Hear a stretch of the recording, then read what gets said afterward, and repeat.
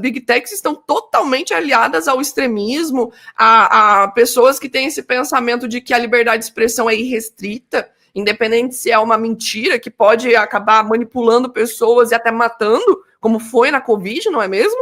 Covid, se tivesse regulamentação das redes, muitas coisas teriam sido desmentidas. Muita gente não teria tomado aqueles medicamentos para verme ao invés de vírus, tipo, sabe? Teve gente tomando suco de limão todo dia achando que ia combater Covid. Então, assim, é sobre isso também. Tanto os políticos não têm interesse em regulamentar as redes para combater isso, porque como eles vão fazer campanha eleitoral sem mentir?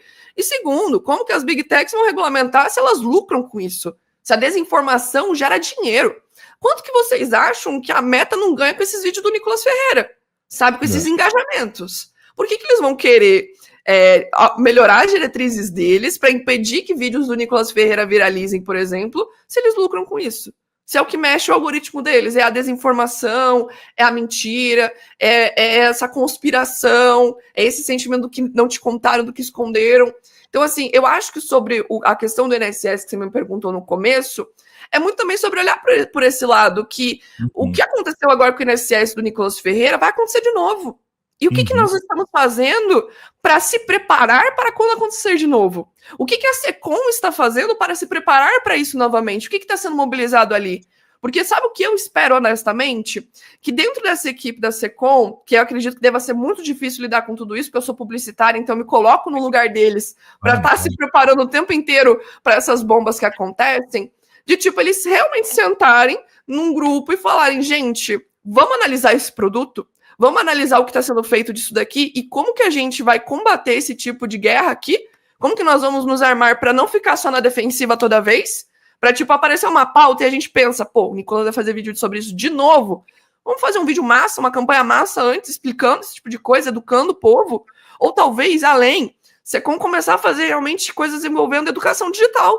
Sabe, se tá vendo que não tá passando esse projeto da regulamentação das redes, que não é interesse dos políticos passar, vamos então educar o povo, vamos pensar em formas diferentes de educar, né? Eu acho que tem que partir disso também, porque a gente fica só nessa defensiva, nesse combate, mas tem que inicialmente se posicionar, sabe? Na comunicação é isso, numa guerra de narrativas, você tem que se posicionar primeiro. Você tem que mostrar primeiro a educação, porque depois vai vir a desinformação. Não dá para esperar vir primeiro a desinformação para depois você desmentir e informar. É um duplo trabalho.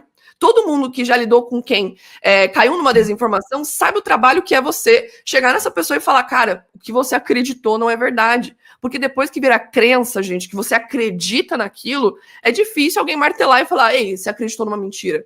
Isso parte também do nosso próprio lado de a gente acreditou em algo, a gente não vai dizer, não, tá tirando que eu não consegui perceber. Tatuado, não tem como. Exato, tipo, e por isso que eu também falo muito no meu vídeo sobre o Nicolas, que as pessoas partem de um lugar da política de religião, de crença mesmo, tanto que eu recebi muitos comentários no meu vídeo falando, massa, você trouxe vários prints do relatório do TCU, você explicou o que é verdade e o que é mentira, mas eu acredito nele. E eu falei, a questão é essa. A política não é religião para você acreditar. Não é simplesmente você ter fé num político e aqui, independente do político, não tenha fé em nenhum político. Não tenha fé, porque você não tem que acreditar, você tem que checar. Independente se é direita ou se é esquerda, você tem que checar a informação. Você tem que ir atrás, ver se realmente o dado está certo, se está sendo investigado, o que está sendo feito, como que pode ser punido, quais são as alternativas que estão acontecendo, se realmente a CPI é uma boa ideia. Ah, beleza, o político falou que vamos fazer uma CPI. Mas beleza, vamos ver se a CPI realmente é o caminho ou se existem outros caminhos muito mais efetivos.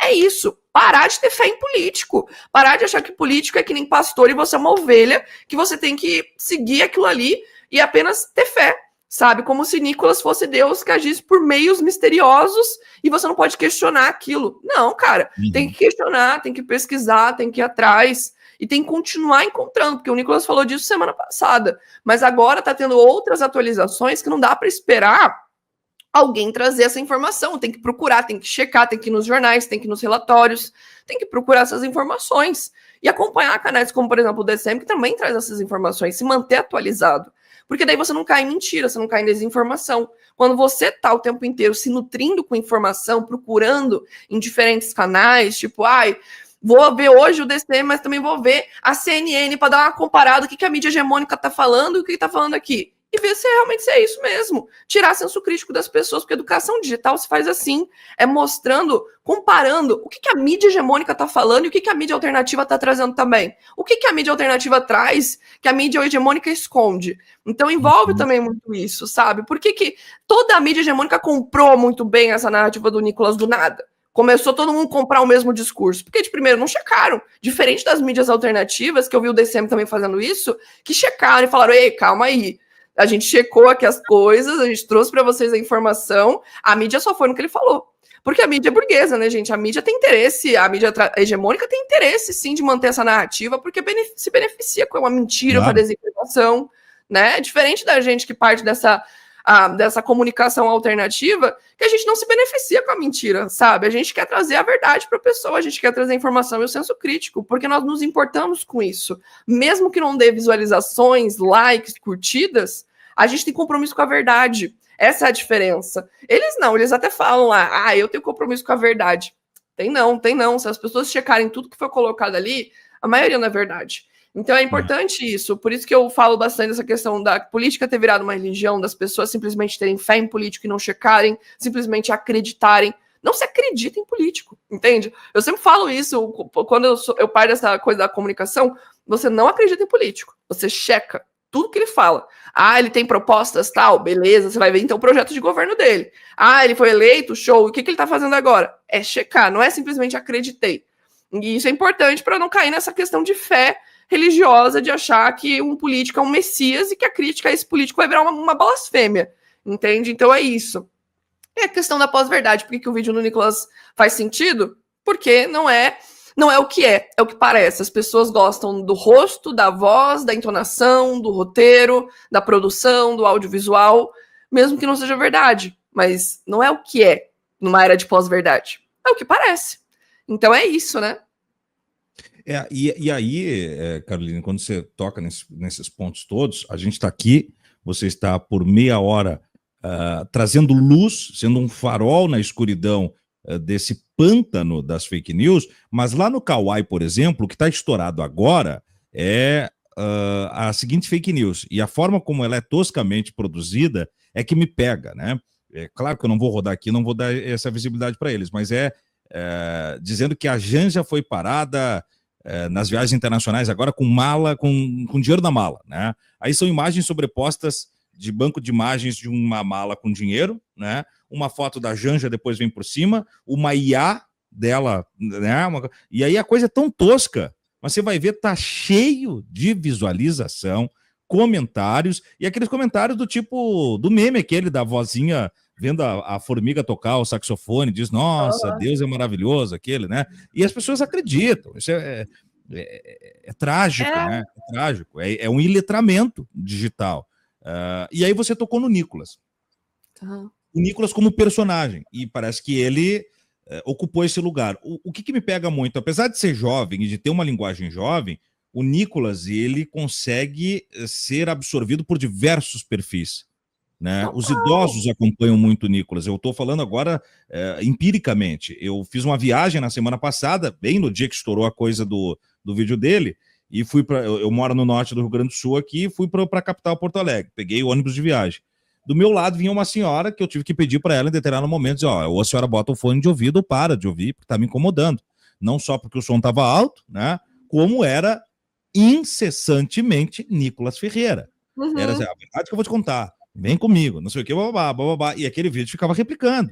E aí pega no sentimental de uma idosa que daqui a pouco se sente lesada pela coisa do INSS, se sente alvo, mesmo que talvez não o seja, e tem alguém ali que está sendo o escudo dela, né?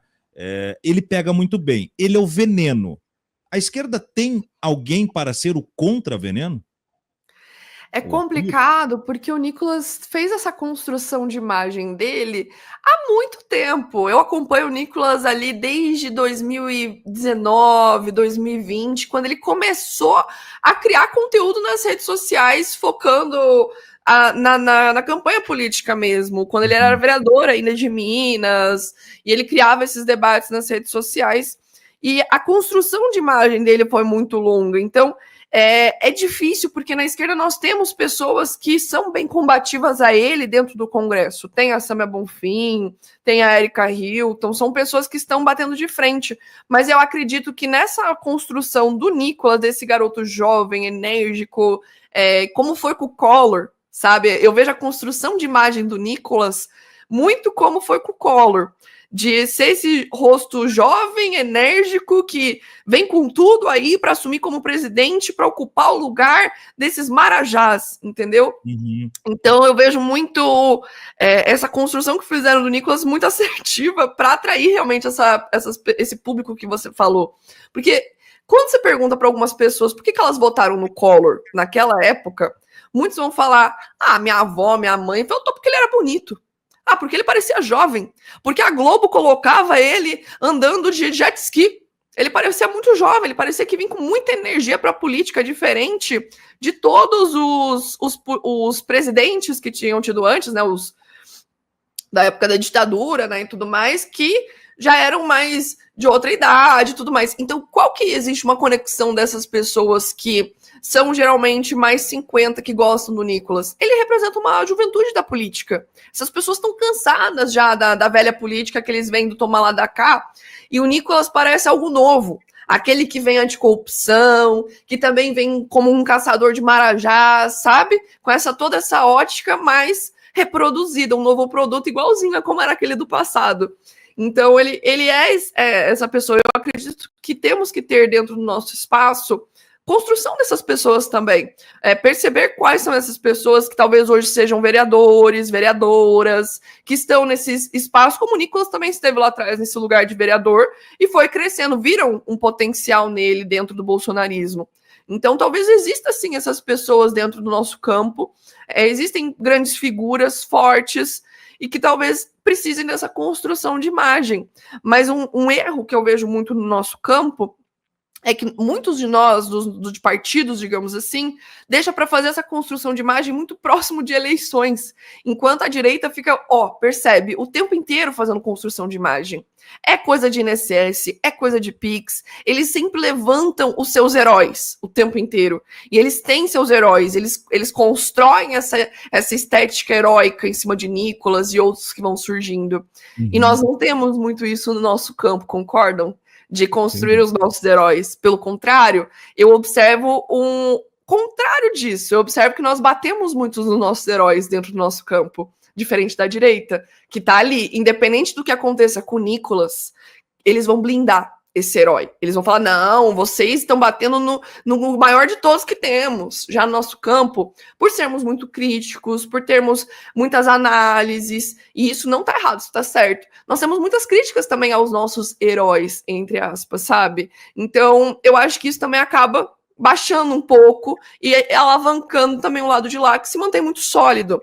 Eles se blindam muito de qualquer crítica ao Nicolas, a qualquer crítica ao Bolsonaro, todos eles estão ali juntos, e essa unidade já é um pouco difícil no nosso campo. Não que eu acho que a gente tem que abandonar o nosso pensamento crítico e todo mundo se massificar e unir, mas é de se questionar também o porquê que funciona tanto esse herói do Nicolas do lado da direita e por que no nosso campo nós não temos esses heróis também alinhados. O que aconteceria se nós tivéssemos um herói no nosso campo como o Nicolas, que vem para informar a população, que vem para ser educativo, que vem com um discurso simples, que fala a língua do povo, que não usa palavras acadêmicas, que não tem um aprofundamento teórico enorme no vídeo? O que acontece com essas pessoas no nosso campo?